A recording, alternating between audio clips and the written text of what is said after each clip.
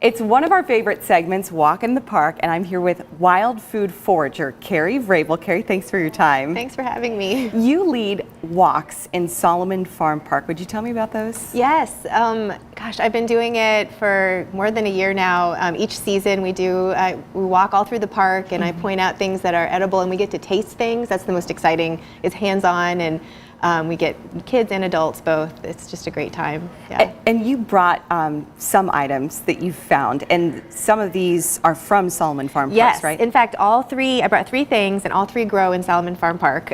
This is a service berry, a June berry, and that's actually from the park itself. I nicked it. Very cool. Don't do that normally, but I get special permission. Makes sense. So what do you use that for? So this is it's an edible berry that is delicious. It's right at the edge, so we're in late spring, early summer, and some of our early berries are popping right now. So this is one of the first, and it's kind of tastes like a cross between a strawberry and a blueberry. And they'll get a little darker. Right now they're kind of a pink. They start green and they turn light pink and then dark pink. And you want them, here's a good one to try for you. You want them to be a little juicy, and it's just a flavor like it's amazing. There's a little edible seed inside. Oh wow. Isn't that nice? I thought it would be tart or something, but it's really good. Yeah, it's like blueberry, apple-y, I don't know how to describe it. It's amazing, and it's a native to our area. It's amazing that more people don't know about this one. So when people ask me what they want to plant, native things in their yard that's edible, that's my first one. I love it. Very cool. What else? So this is a white mulberry or an Asian mulberry. We do have a native mulberry here, but we don't find it very often. This is mostly what you'll find if you have mulberries in your yard. So they're just starting to come into fruit, and you wait until they go again from green to pink, and the darker the better. So any of these would be great to try.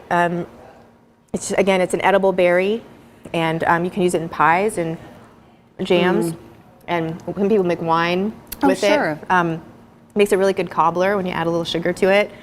And the cool thing about the mulberry is that earlier in the season you can actually eat the young leaves. They're edible, and they've been used in Chinese medicine as a tea. So there are a lot of uses for that one. Okay, and this one you were telling me it kind of looks like a clover. Yes. This one is so popular with kids when kids come on my foraging walks.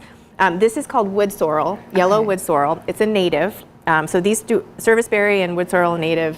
White mulberry is not. And this one, you can eat the entire above ground plant. So the flowers, it has little seed pods, and the leaves itself. And you can distinguish it from a clover because you can see wood sorrel looks like a shamrock. It has these heart-shaped leaves. Yeah. And then regular clover, this is a red clover, and they're just oval leaves. Okay. And red clover wouldn't hurt you to eat. It's not poisonous, but this is the one you want. And it's amazing. It tastes like, so you can take a little bunch of it and just kind of bite the top off and chew it. And it's going to taste, as you chew it, it's going to taste really lemony. Like super lemon. This is why kids love it. Oh my gosh. Yeah. That's wild. So you can toss it in salad. You can put it in a blender with some water and make like a little lemonade. This one is high in oxalic acid, so you don't want to go like super crazy with it. But it's just really fun. It's fun to just pick out of your yard. Yeah. I bet you most people have this growing in their yard right now. Very cool. Okay, so if somebody's watching this and they want to go for one of these walks with you, how do they do it? Yes.